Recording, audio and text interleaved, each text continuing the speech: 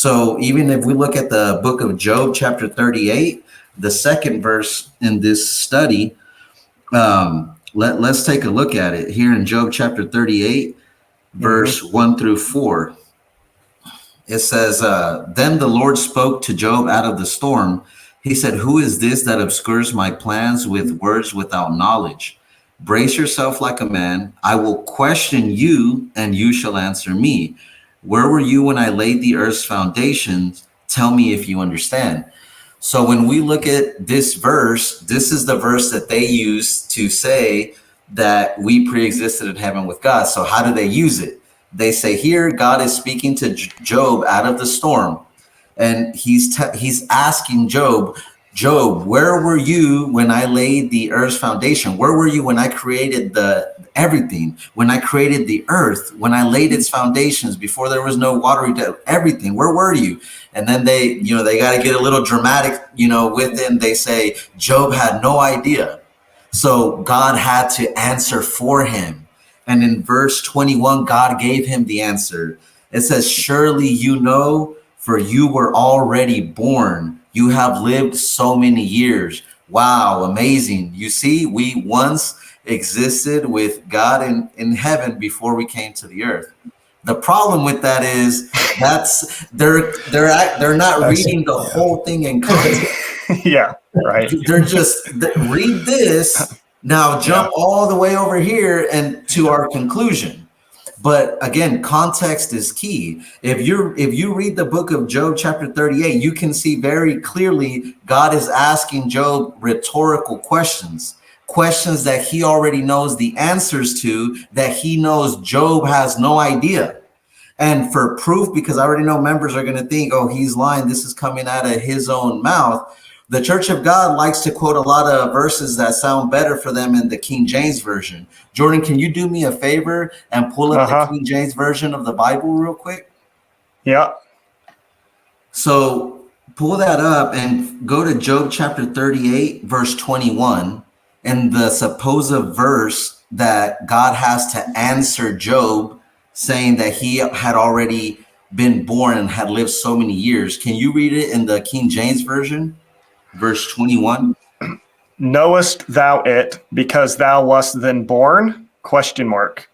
Or because the number of your days is great? ? So why don't they ever use the King James Version when it comes to verse 21 in Job 38?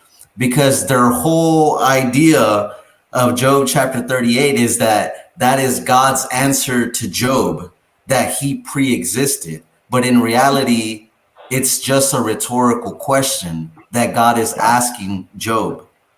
Yeah. And so these are things that we need to understand as, as ex-members or members that are still in there, is pay attention to the context and don't be afraid to, study. Don't be afraid to look at, there's more than meets the eye. If someone's telling, if they give you a book and they say only go to this verse, and this verse, don't put your entire faith on that unless you've read the whole thing. It's like a contract, right? I hope you wouldn't sign a contract without reading the fine print, because there's people out to get you, right? So same thing. Just wanted to mention that. So Michelle wants us to look at the KJV version of Isaiah, so we can do that here in a minute. But let's just look a little bit closer at Job 38. And one of the first things I do if there's a member here is I just ask, like, what's your interpretation overall of the book of Job and what's happening here? What's happening here in this exchange between Job and God? Why is God speaking to Job in this way? What's his motivation? What's God trying to accomplish in Job? The obvious thing, I think, when you stay in context, when you look at what's happening, you're seeing that Job in the previous chapters, had some moments of complaining or frustration and anger with God.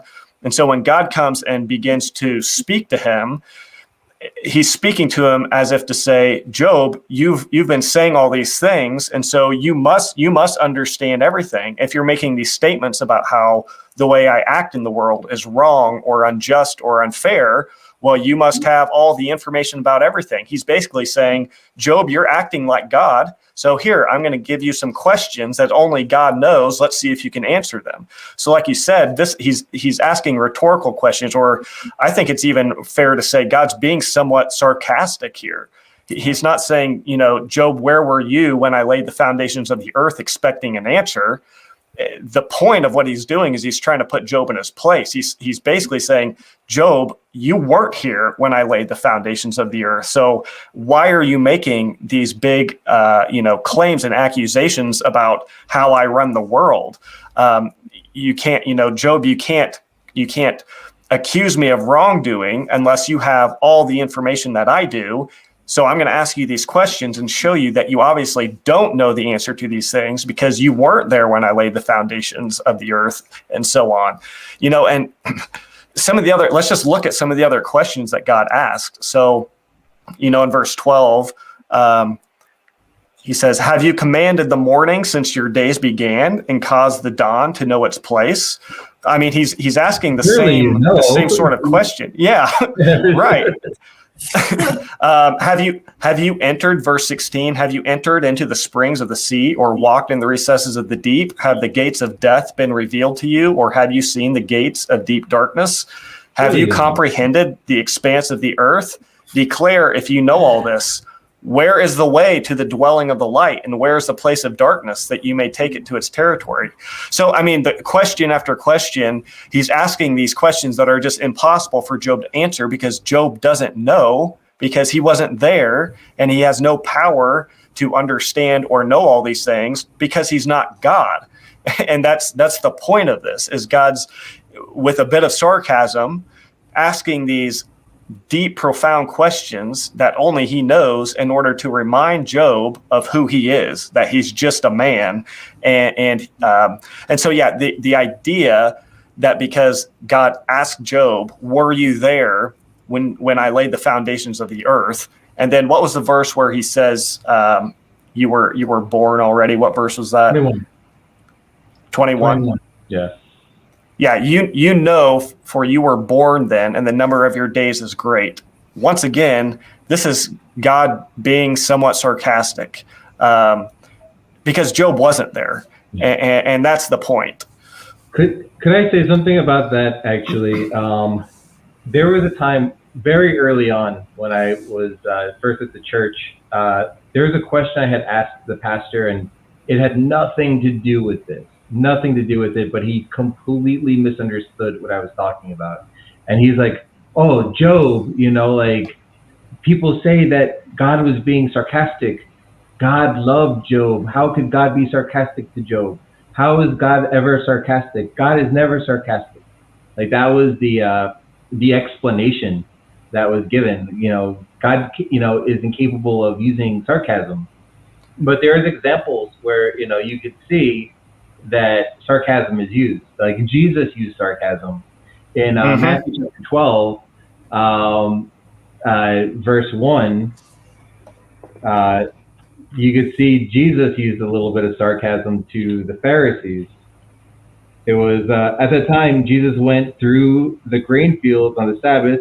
His disciples were hungry and began to pick some heads of the grain and eat them.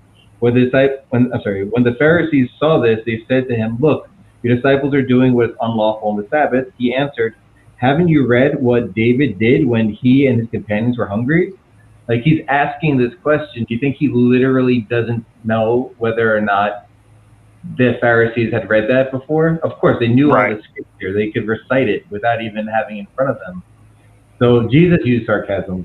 Same thing in John chapter 10, verse 31. Jesus said, "For which of my good works are you going to stone me for?" John chapter 10, verse 31, we see the same thing. Like, Jesus asked, "For what good work will I be stoned for?" Again, sarcasm. Yeah. And even the one that they say that ahnsahnghong came as the fulfillment of Elijah in 1 Kings chapter 18. 1 Kings chapter 18, verse 27. At noon, Elijah began to taunt them. "Shout louder," he said. "Surely he is God. Perhaps he is deep in thought, or busy, or traveling. Maybe he is sleeping and must be awakened." So when Elijah's taunting the false prophets, again, this is the one that ahnsahnghong supposedly came as the Elijah. Well, he's also using sarcasm, and they believe in that the Father, the Son, and the Holy Spirit is all one. They have this concept of the Trinity, that it's modalism. But if they're all the same, then yeah, God can be sarcastic. You know, if they're believing this one thing, that, you know, this is God, then yeah, God could be sarcastic. So the fact that they use Job chapter 38 and they say, oh, God can't be sarcastic, God is being literal here. Well, it's inconsistent with the rest of the Bible. Yeah. This, I don't know what translation you're reading out of, and maybe you already read this, but mine says in verse 27, Elijah mocked them, saying, yeah, cry aloud, for he is a God. Either he is musing or he is relieving himself. So even saying like maybe he's taking a whiz or dropping a number 2 or something. And so very, very obviously, sarcasm was being used. And that's great points about Jesus, how Jesus used the same sort of rhetorical sort of questioning. It just all comes down to, again, the WMSCOG pulls these little obscure verses, strings them together, and voila. And it just doesn't work when you examine the context. You know, you examine some of these foundational passages that they use for this doctrine, like Job. And if you just get a basic understanding of what's actually happening in context in this exchange between Job and God, then the way they're trying to use that verse is honestly a little bit ridiculous and laughable to any, you know, serious studier of the Bible who is making a genuine attempt to actually understand what is being written down in the pages of Job. Why did the author write it in the way he did? What was he intending to communicate? And it's very obvious. God was using sarcasm, again, to put Job in his place, not expecting that Job had the answers to the questions, because, again, that was the very point of it. Job didn't have the answers. And through God showing Job that, it was God's way of humbling Job to remind Job of who he was. Certainly was not this passage. These passages are not, you know, insinuating even in the slightest that we were somehow, you know, existing before creation. Yeah, and you know, and that was kind of for any member who might just like clutch their pearls. Oh my God, how can you say that God is sarcastic? You know, well, it could happen. It's happened. So. Sometimes sarcasm can be in the right mode with you know, the right heart behind it. I mean, as you can see with the story of Job, I mean, it's pretty effective method to you know, remind somebody of what really is the truth of the situation. So I think it's funny that the church says, you know, we're made in the image and likeness of God, and you know, they pull out all the disciplinary, you know, characteristics of God. But why is it far-fetched to believe God has a sense of humor? God can be sarcastic, you know. It makes no sense. If he's like us, he made us in his image and likeness. What's wrong about that? I think through, like you said, Jordan, and how you explain, Anthony, through that, you know, sarcasm or whatever tool God uses to get his point across, the point is he got it across, right? So what's wrong with that?